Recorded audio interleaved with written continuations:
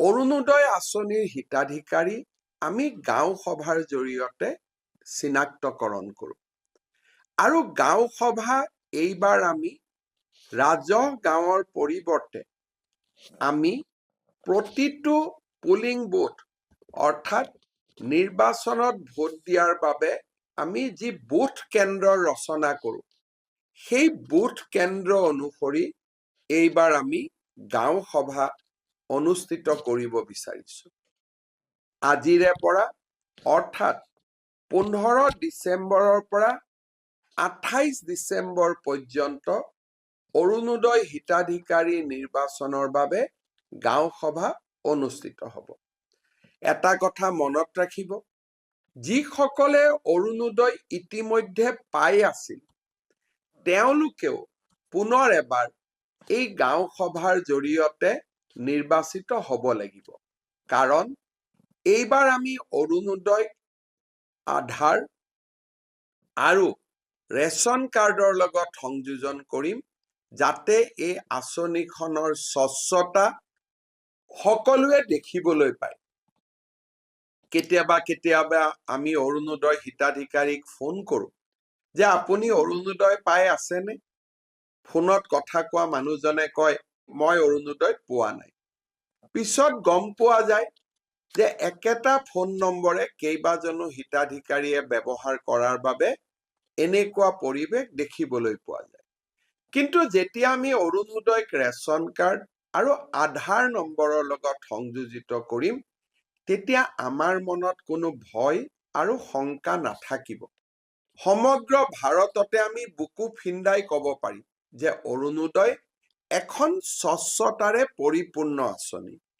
সেয়েহে ৰাইজ, যিসকলে অৰুণোদয় পাই আছিল তেওঁলোকেও যাতে গাঁও সভাত উপস্থিত থাকে।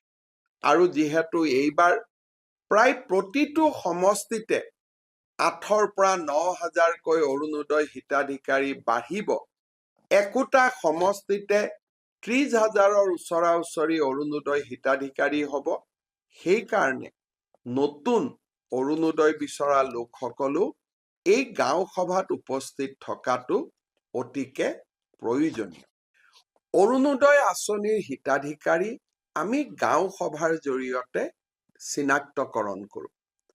আৰু গাঁও সভা এইবাৰ আমি ৰাজহ গাঁৱৰ পৰিৱৰ্তে আমি প্ৰতিটো পোলিং বুথ অৰ্থাৎ নিৰ্বাচনত ভোট দিয়াৰ বাবে আমি যি বুথ কেন্দ্ৰ ৰচনা কৰোঁ, সেই বুথ কেন্দ্ৰ অনুসৰি এইবাৰ আমি গাঁও সভা অনুষ্ঠিত কৰিব বিচাৰিছোঁ। আজিৰে পৰা অৰ্থাৎ 15 ডিচেম্বৰৰ পৰা 28 ডিচেম্বৰ পৰ্যন্ত অৰুণোদয় হিতাধিকাৰী নিৰ্বাচনৰ বাবে গাঁও সভা অনুষ্ঠিত হ'ব। এটা কথা মনত ৰাখিব, যিসকলে অৰুণোদয় ইতিমধ্যে পাই আছিল তেওঁলোকেও পুনৰ এবাৰ এই গাঁও সভাৰ জৰিয়তে নিৰ্বাচিত হ'ব লাগিব। কাৰণ এইবাৰ আমি অৰুণোদয় আধাৰ আৰু ৰেচন কাৰ্ডৰ লগত সংযোজন কৰিম, যাতে এই আঁচনিখনৰ স্বচ্ছতা সকলোৱে দেখিবলৈ পায়। কেতিয়াবা আমি অৰুণোদয় হিতাধিকাৰীক ফোন কৰোঁ যে আপুনি অৰুণোদয় পাই আছেনে? ফোনত কথা কোৱা মানুহজনে কয় মই অৰুণোদয় পোৱা নাই। পিছত গম পোৱা যায় যে একেটা ফোন নম্বৰে কেইবাজনো হিতাধিকাৰীয়ে ব্যৱহাৰ কৰাৰ বাবে এনেকুৱা পৰিৱেশ দেখিবলৈ পোৱা যায়।